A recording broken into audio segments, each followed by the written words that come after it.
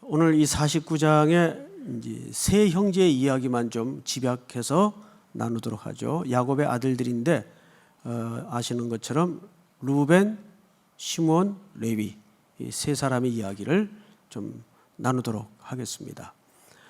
여러분 그 백화점 이제 연말에 세일하기 때문에 가기도 하고 그냥 아이쇼핑 하러 가기도 하면 누구나 한 번쯤 사진 않지만 명품관에 들렀다가 미쳐가지고 덜커덕 저지를 때가 간혹 뭐 자주야 없겠지만은 간혹 있어요 없어요? 있단 말이에요. 간혹 있어요. 그런데 제 말을 듣고 한 번 더 가보세요. 정말 그런가 안 그런가? 명품관에 가면 꼭 말도 안 되는 가격의 고가의 물건이 반드시 있습니다. 뭐 코트 한 장에 2천만 원. 어려운 사람들 전셋값 걸치고 다니는 거예요, 그냥. 근데 실제 그런 가격의 옷들이 있습니까, 없습니까? 있죠. 근데 여러분 그런 옷을 매장에 진열하는 이유는 손님들한테 팔려고 진열한 줄 아십니까? 아닙니다. 존 로커라는 분이 그 심리학자인데 대비 효과라는 심리학을 일찍이 얘기한 적이 있어요. 그 수천만 원짜리 고가 물품은 사실 그거 보다가 옆에 200만 원짜리 핸드백 보면 이제 애들 말로 껌값이죠. 심리가 그렇게 됩니까? 안 됩니까? 된단 말이에요. 그래서 이 정도야 나도 저지를 수 있지 않나? 그래가지고 헷가닥 해가지고 그냥 긁어요. 뒷감당 생각 안 하고. 사실은 그게 이제 마케팅하는 사람들이 심리학을 이용한 전략입니다. 여기에 많은 고객들이 속죠. 왜 이런 게 이제 우리 일상에도 많이 벌어져요. 소개팅하러 나가면 꼭 방자나 향단이를 데리고 나가는 친구들이 있어요. 그렇죠? 거기서 그치는 게 아니고 면접 시험 볼 때도 순서의 복이 있습니다. 아주 엑셀런트한 친구 뒤에 들어가면 그냥 끝나는 거예요. 줄 잘못 쓴 거죠. 이게 어쩔 수 없어요. 면접관의 입장에서도 이 대비 효과라는 게 심리에 탁 들어오게 되면 비교를 안 할 수가 없죠. 그러니까 소개팅하러 나갈 때도 자기보다 난 사람들 데리고 나가는 이상한 사람들이 가끔 있어요. 그러면 이제 안 되는 거죠. 성경에도 보면 오늘 우리가 시간 관계상 다 읽지 못했는데 49장 28절을 보세요. 이런 기록이 있습니다. 이들은 이스라엘의 12지파라 이와 같이 그들의 아버지가 그들에게 말하고 그들에게 축복하였으니 곧 그들 각 사람의 멋대로 분량대로 축복하였더라. 자, 그러면 지금 쭉 설명하는 내용들이 결국 유언인데 축복이라는 말이에요. 근데 내용을 보면 축복스러워 보입니까? 어떠세요? 그래서 학자들 간에도 이 49장을 가지고 세 가지로 설명을 합니다. 이게 저주냐? 유언이냐 그냥? 아니면 진짜 28절의 이 소개처럼 축복이냐? 헷갈리는 거죠. 그래서 꼼꼼히 읽다 보니까 이것은 축복이 맞습니다. 근데 오늘 세 아들에게 벌어질 일만 봐도 전혀 축복스러워 보이질 않죠. 게다가 아버지가 이제 임종을 얼마 앞두고 아들들을 모이라 소집 명령을 내려놓고 하는 예언적 축복이에요. 그래서 오늘 1절에 보면 묘한 표현 하나가 있는데 야곱이 아들들을 불러 이르되 너희는 모이라. 너희가 후일에 무슨 일? 당할 일. 자, 당할 일. 너 이제 일 당한다 할 때 그런 표현을 쓸 때는 부정적인 뉘앙스가 짙습니까? 긍정적인 뉘앙스가 짙습니까? 부정적인 뉘앙스가 짙죠. 좋은 일을 당한다 그러진 않잖아요. 그런데 사실 내용으로 보면 당할 일입니까? 맞이할 일입니까? 당할 일이 맞거든요. 근데 왜 이게 축복일까? 이 앞뒤가 좀 안 맞아요. 이 장 자체가. 분명히 당할 일이고 내용도 당할 내용이에요. 그리고 당연히 이 세 아들은 이런 내용을 당해야 싸요. 마땅해요. 근데 왜 이게 축복이냐 말이에요. 그 분명히 우리는 이 저주스러워 보이는 내용 속에서 축복을 찾아내야 되는 것이 오늘 말씀의 어쩌면 초점일지도 몰라요. 그런데 28절에 보니까 분량이라는 표현이 있어요. 분량이라는 뜻이 뭘까? 이것은 물리적인 개념이 아니고 그 지파가 장차 맞이하게 될 하나님의 시간표와 계획에 따른 결과물을 얘기합니다. 그러니까 당할 일이라고 표현한 것은 사실 부정적인 일이라서 당할 일이라고 표현한 게 아니에요. 당할 일이라고 말했을 때는 그것이 당하는 사람 손에 있지 않는 내용들이다 그 뜻입니다. 그 일은 누가 맞이하는 내용들이기 때문입니까? 하나님이 맞이하도록 계획하시고 하나님의 시간표 따라 진행하는 내용들이기 때문에 그래요. 그래서 우리는 결국 이 본문을 축복의 시각에서 접근을 해야 해석이 비틀어지지 않습니다. 자, 그러면 이제 한 본문씩 좀 보도록 하죠. 2절, 너희는 모여 들으라. 야곱의 아들들아, 너희 아버지 이스라엘에게 들을지어다. 이 표현이 사실 야곱이 말하는 거지만 야곱이 자기를 얘기하는 거예요. 아버지도 누굽니까? 자기죠, 자기. 그러니까 2절을 보시면 너희는 모여 들으라. 야곱의 아들들아, 너희 아버지 이스라엘에게 들을지어다. 너희 아버지는 누굴 가리키는 거예요? 자기를 가리키는 거예요. 내내 그런 화법으로 이제 이 본문이 구성되어집니다. 자, 3절. 루벤아, 너는 내 장자요, 내 능력이요, 내 기력의 시작이라. 위풍이 월등하고 권능이 어떻게 하다? 탁월하다. 많은, 자, 이게 말놀이입니다. 넌 참 탁월하다. 그런데 그 탁월한 만큼 탁월하지 못하게 될 것이다. 다음 절에 바로 앞에 썼던 단어를 그대로 다시 씁니다. 다음 절을 볼까요? 4절. 다 같이 한번 읽을까요? 시작. 무르익 끓음 같았은즉 너는 탁월하지 못하리니 내가 아버지의 침상에 올라 더럽혔음이로다. 그가 내 침상에 올랐었도다. 네, 탁월하지 못할 것이다. 앞에 탁월하다라는 말을 바로 받아서 부정적인 말로 뒤집어 놨죠. 근데 이 루벤이 뭐 같기 때문이죠? 물에 끓음 같기 때문에 그래요.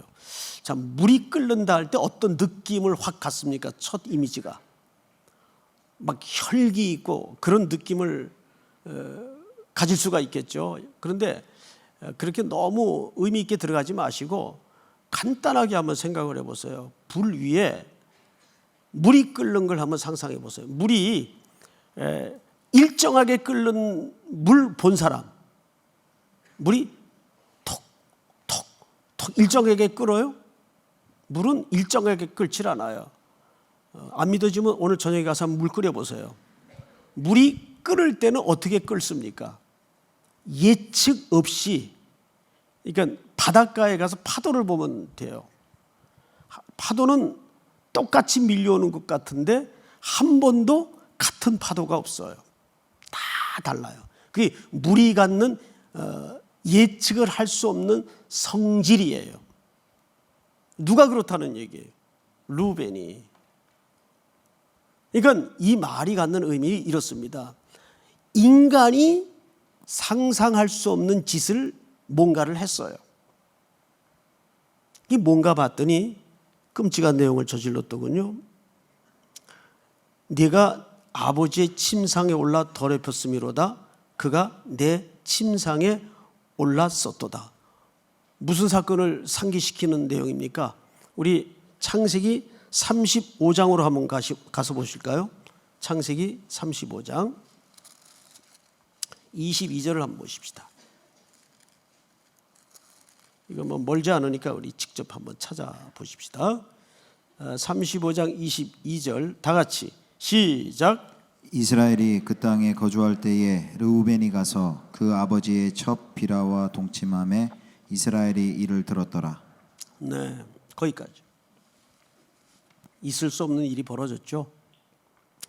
비록 아버지의 첩이긴 하지만 아버지의 첩을 들어가서 성폭력하는 일이 벌어진 거예요. 근데 문제는 그걸 누가 들었어요? 야곱이 들었더라. 이스라엘이 들었더라. 자, 그런데 여기 이상한 게 하나 있어요. 들었는데 그 다음에 어떻게 했다? 있어요, 없어요? 없어요. 아무 야곱의 대꾸가 없어요. 그러면 야곱이 바보입니까? 야곱이 누군데?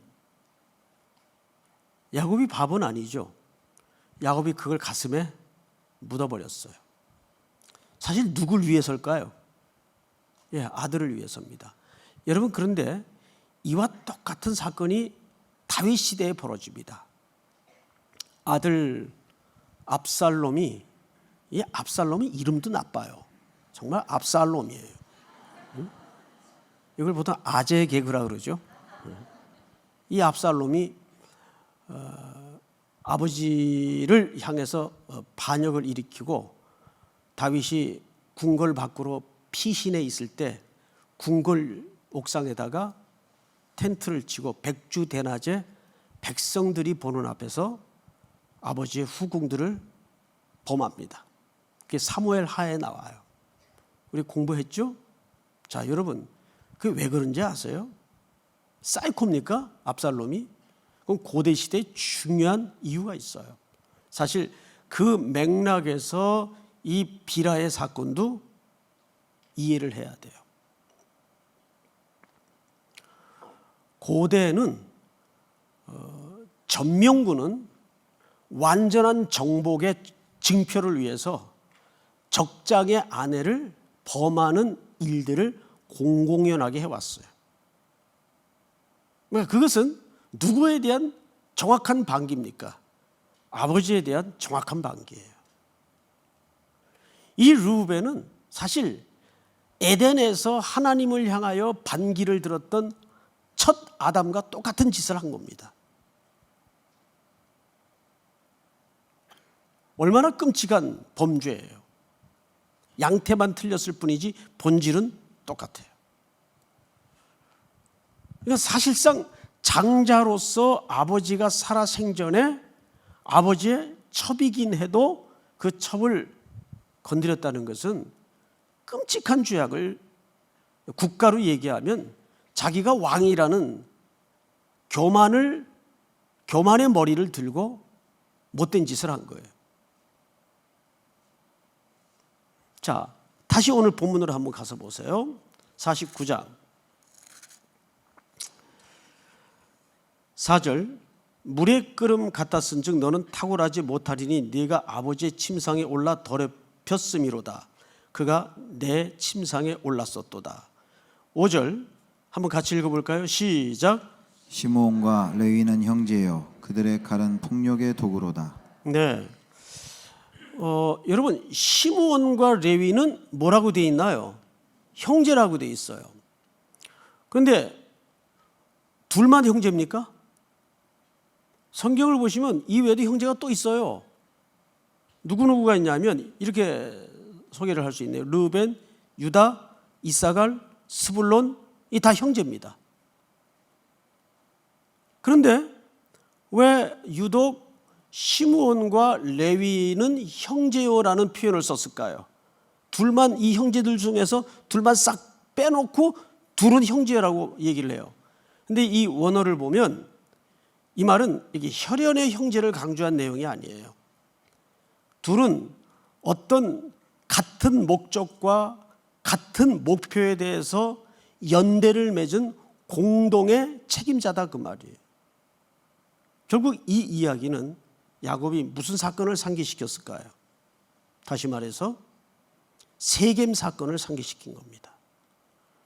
디나가 하모리 아들 세겜에 끔찍한 강간을 당하자 이 두 형제가 친오라비죠.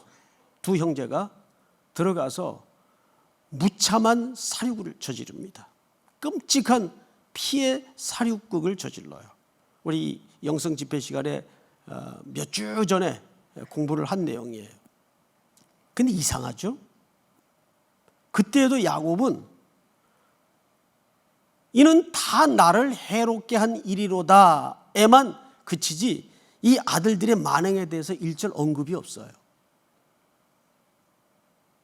그런데 이제 숨을 거두기 직전 얼마를 남겨두지 않고 그는 그 가슴에 묻어두었던 이야기에 대해서 예언적 분명히 축복을 하는데 그 축복을 저주의 칼날을 입혀요.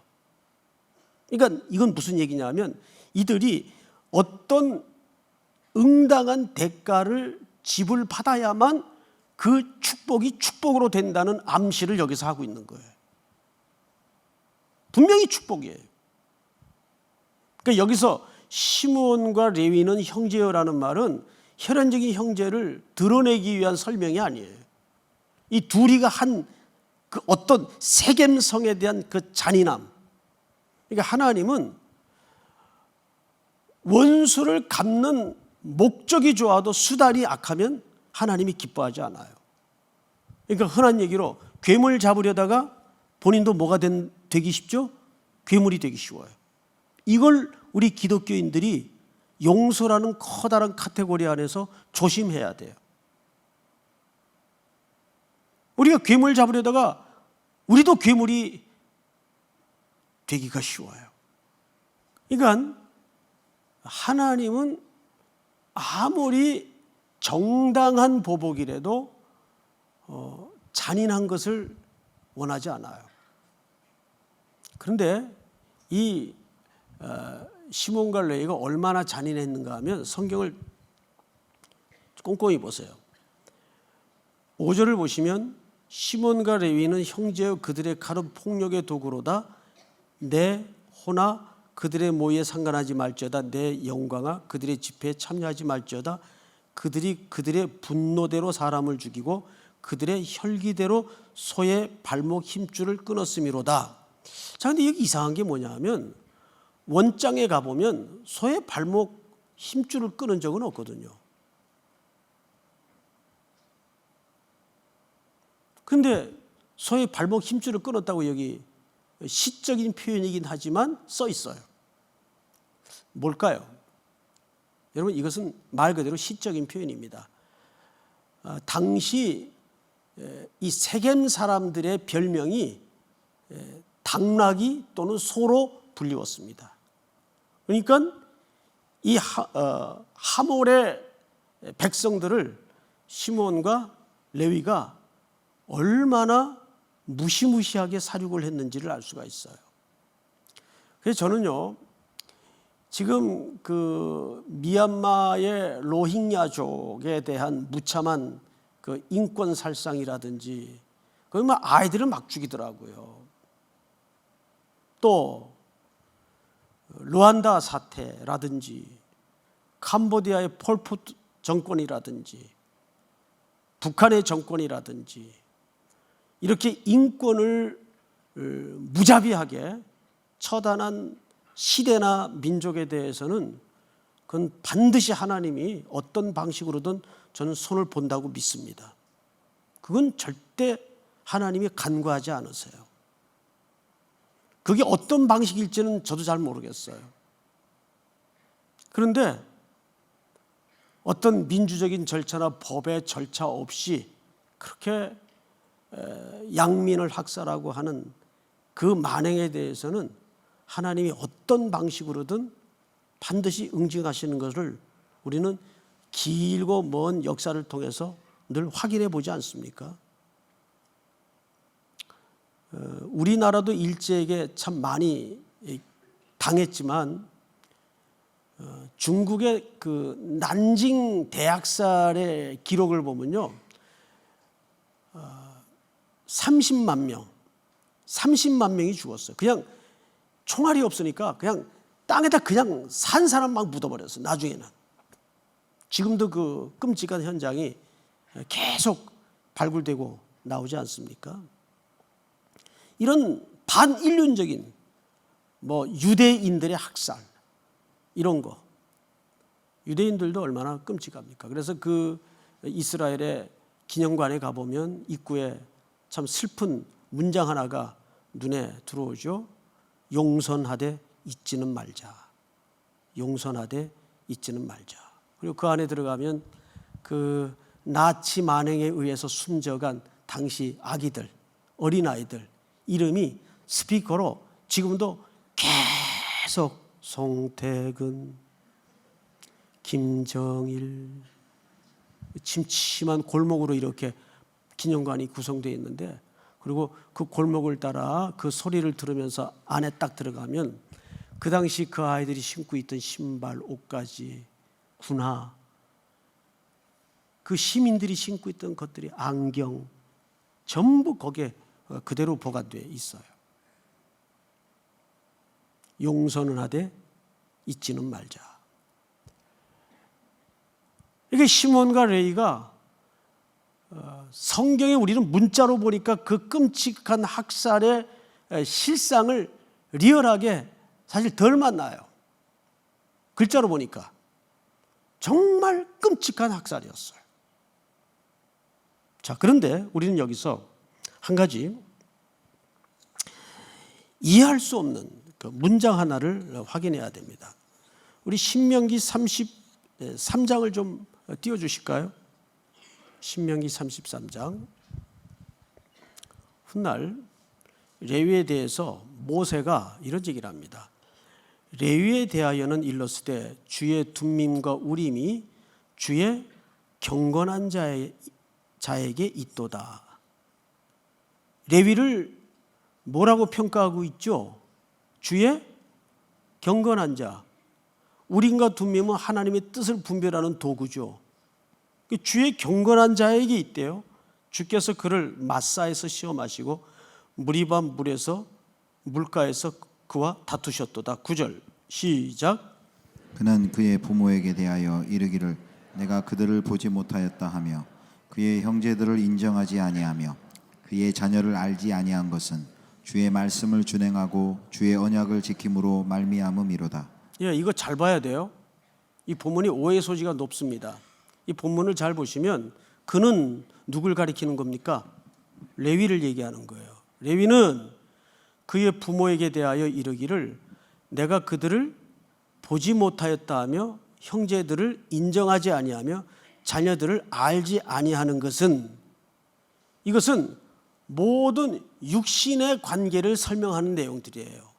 그런데 훗날 그랬던 레위가 어떤 혈통으로 바뀌었는가 하면 하나님의 말씀 앞에서는 목숨을 걸고 모든 혈연이 끊어지는 한이 있더라도 이제는 하나님의 말씀을 붙들고 지키는 혈통이 되었다, 그 얘기예요. 그거를 극단적으로 설명을 한 겁니다. 주의 말씀을 준행하고 주의 언약을 지킴으로 말미암음이로다.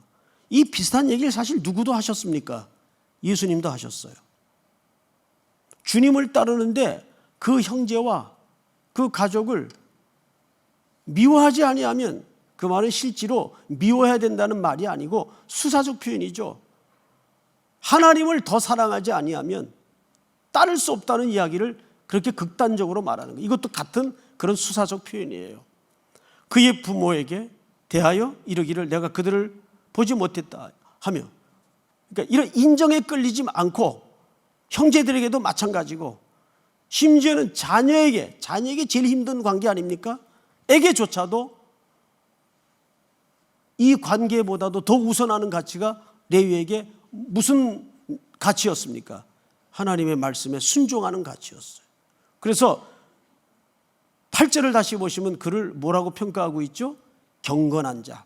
그리고 10절을 한번 볼까요? 10절 다 같이 시작. 주의 법도를 야곱에게 주의 율법을 이스라엘에게 가르치며 주 앞에 분향하고 온전한 번제를 주의 제단 위에 드리려로다. 그래서 이 레위가 나중에는 이스라엘의 무슨 지파가 됩니까? 제사장 지파가 돼요. 그리고 이 레위는 가나안 땅에 들어가서도 48개 성 가운데 6개 성씩 떼어놓은 도피성에서만 제사장의 직무를 감당합니다. 그리고 이 땅의 분깃을 갖지 아니합니다. 그래서 옛날에 우리 원로 어르신 목사님들은 후배 목회자들에게 실제 그렇게 가르쳤어요. 목회자들은 이 땅에 집도 절도 없어야 된다고. 절이야 물론 없지만 집도 절도 없어야 된다고. 그것이 저희들이 배웠던 말씀이었어요. 그런 줄 알고 그렇게 살았어요. 왜? 우리는 레위 지파의 계열이기 때문에. 물론 그것을 좀 문자적으로 이해한 구석은 있지만 우리는 결국 이 땅에 정처가 없는 사람들 아닙니까? 레위는 그렇게 바뀌는 거예요. 그리고 그 이스라엘 백성들에게 하나님의 말씀을 지도하고 가르치는 하나님의 제사장 지파가 됩니다. 결국 그는 저주받아 마땅할 죄인이었지만 나중에는 하나님의 만지심으로 이렇게 바뀌는 거예요. 나중에는 그 모세가 시내산에서 하나님의 말씀을 받아가지고 내려올 때 산 아래서 이스라엘 백성들이 뭐하고 있었죠? 우상숭배도로 있었어요. 그들을 처단할 때 어느 지파를 동원하나요? 모세가 레위 지파입니다. 칼 쓰는 데는 일가견이 있거든요. 그러니까 레위 지파를 동원해서 3,000명이 처형을 당합니다. 우상숭배에. 이것이 하나님이 저주의 형태로 시작한 이 백성들을 하나님의 도구로 어떻게 사용하시는가. 대표적인 지파가 레위 지파예요. 자, 그러면 우리는 이제 르우벤과 시몬과 레위 지파가 갖는 가장 첫 번째 상징은 뭐예요? 마땅히 죽어야 될 죄인이라는 거죠. 마땅히 죽어야 될 죄인인데 이 레위 지파 다음에 소개되는 야곱의 아들이 유다입니다. 그 유다를 통해서 자 성경을 보십시다. 이렇게 돼 있어요. 9절 8절부터 읽겠습니다. 유다야 너는 네 형제의 찬송이 될지라 네 손이 네 원수의 목을 잡을 것이요 네 아버지의 아들들이 네 앞에 절하리로다. 유다는 사자 새끼로다.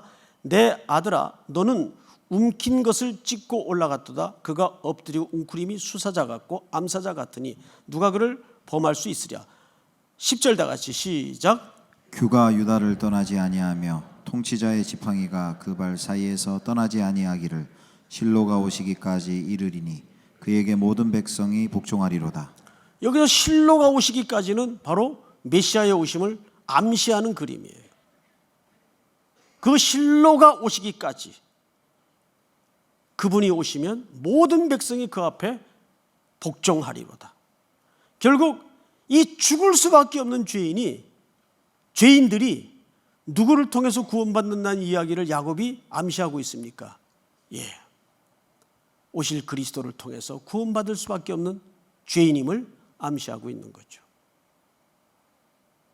사랑하는 성도 여러분, 우리는 이렇게 한 해를 또 마름하면서 오늘 주신 말씀 속에 크게 두 가지를 붙잡고 이 밤 기도했으면 좋겠어요. 우리도 여전히 르우벤처럼 시몬처럼 레위처럼 공통분모가 죽을 수밖에 없는 죄인이에요. 똑같은 죄인이에요. 그럼에도 불구하고 어린 양의 피를 통해서 어린 양의 구속을 통해서 우리를 레위 지파로 만드셔서 우리 모두는 이 시대에 그리스도의 구속의 피로 거듭난 영적인 레위 지파 아닙니까? 레위 지파로 부르셔서 이 세상을 향하여 제사장 직분을 맡기셨어요. 이것이 우리 안에 새롭게 들어오는 소명이고 사명이기를 주의 이름으로 축복합니다. 우리 찬양 하나 하겠습니다. 주는 완전합니다.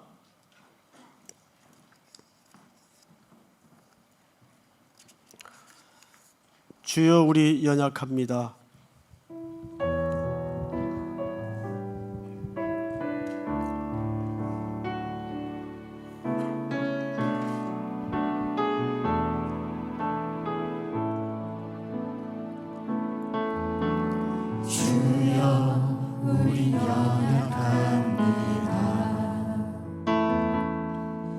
우린 오늘은 힘겨워 합니다.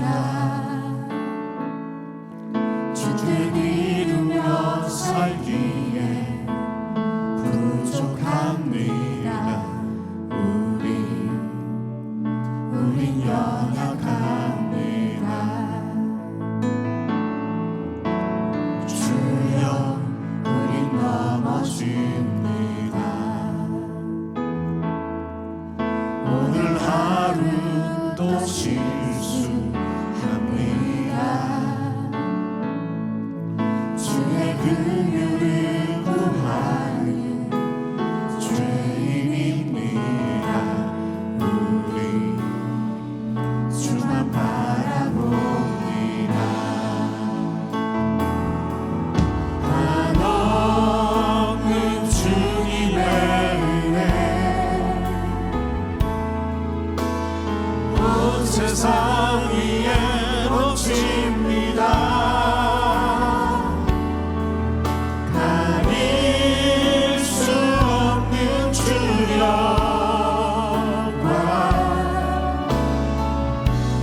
온 땅 위에 충만합니다. 주님만이 이리오니 우리 그 길 따라갑니다. 그날에 우리 이루시 주는 완전합니다. 한없는 주님의 은혜 한없는 주님의 은혜